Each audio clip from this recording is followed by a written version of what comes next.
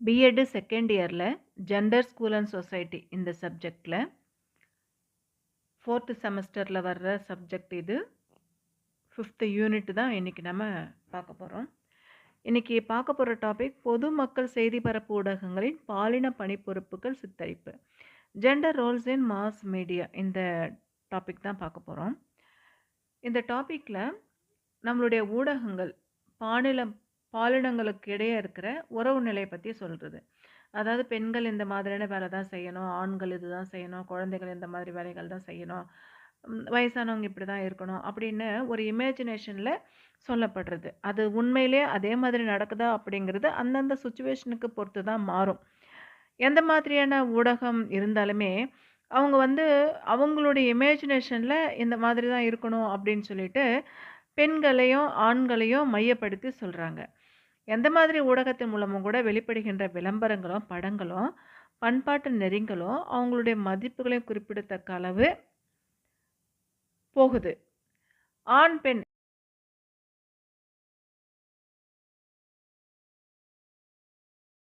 உதாரணம் சொல்லணும்னா நம்மளுடைய மீடியாவில், அதாவது ஒரு டிவி நிகழ்ச்சியில் கூட விளம்பரம் வரும்பொழுது நம்ம கவனிப்போம். வீட்டில் லேடிஸ் சமைக்கிற மாதிரியும் அந்த சப்பாத்தி செய்கிற மாதிரியும் அந்த சப்பாத்தி ரொம்ப ரொம்ப சாஃப்டாக இருக்கிற மாதிரியும் மாமியார் குழந்தைங்க அவங்களுடைய கணவர் எல்லாருமே ரொம்ப நல்லா இருக்குது அப்படின்னு சொல்லி என்கரேஜ் பண்ணுற மாதிரி விளம்பரங்கள் வரும். அப்போது பெண்கள் மட்டும்தான் சமைக்கணும், ஆண்கள் சமைக்கக்கூடாதா அப்படின்று நமக்கே தோணும். ஆனால் விளம்பரங்கள் அந்த மாதிரி பெண்கள் சமைக்கிறதுக்கு தான் அப்படின்ற மாதிரி சித்தரிக்கிறாங்க.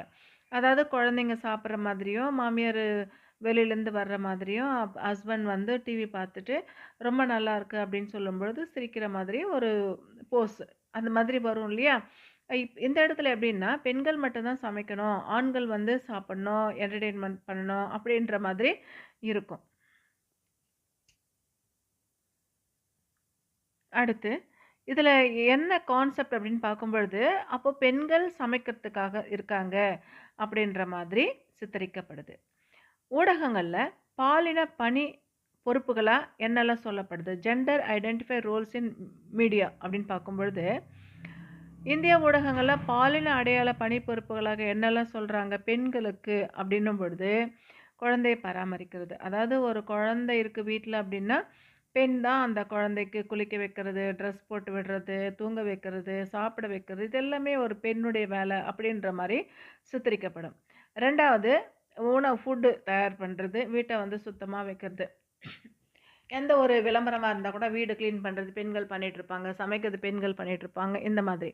அப்பா கேரக்டரில் இருக்கிறவங்க பேப்பர் படிச்சுட்ருப்பாங்க, வெளியில் போய் ஏதாவது வாங்கிட்டு வருவாங்க, இந்த மாதிரி இருக்கும்ல.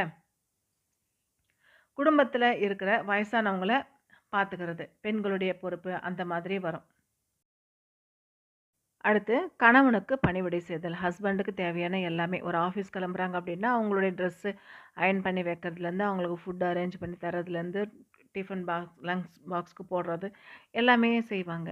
குடும்ப நிர்வாகம், ஃபேமிலியை மெயின்டைன் பண்ணுறது பெண்கள் தான் அப்படின்ற மாதிரி இருக்கும். அதுக்கப்புறமா டெய்லரிங் மெஷினில் வேலை செய்கிற மாதிரி, துணி தைக்கிற மாதிரி, இந்த மாதிரியான வீட்டில் இருந்தால் கூட ஏர்ன் பண்ணுற மாதிரி காமிக்கிறது.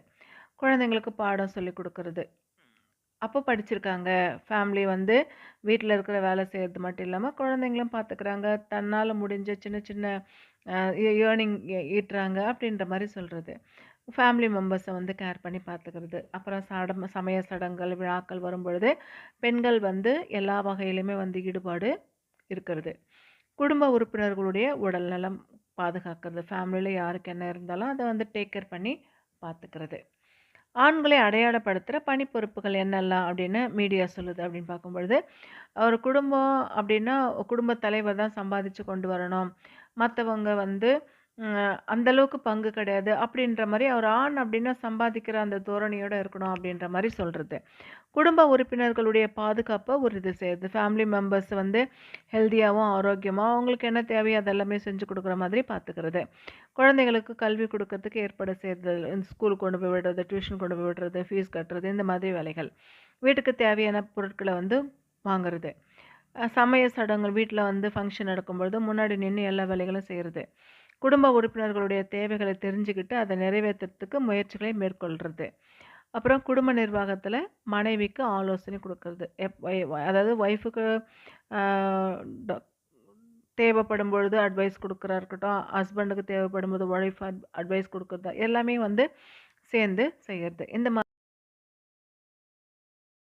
அடுத்து, பொதுமக்கள் செய்தி பரப்பு ஊடகங்களின் பாலினம் தொடர்பான சார்பெண்ணங்கள். இத வந்து இன்னொரு கிளாஸ்ல பார்க்கலாம்.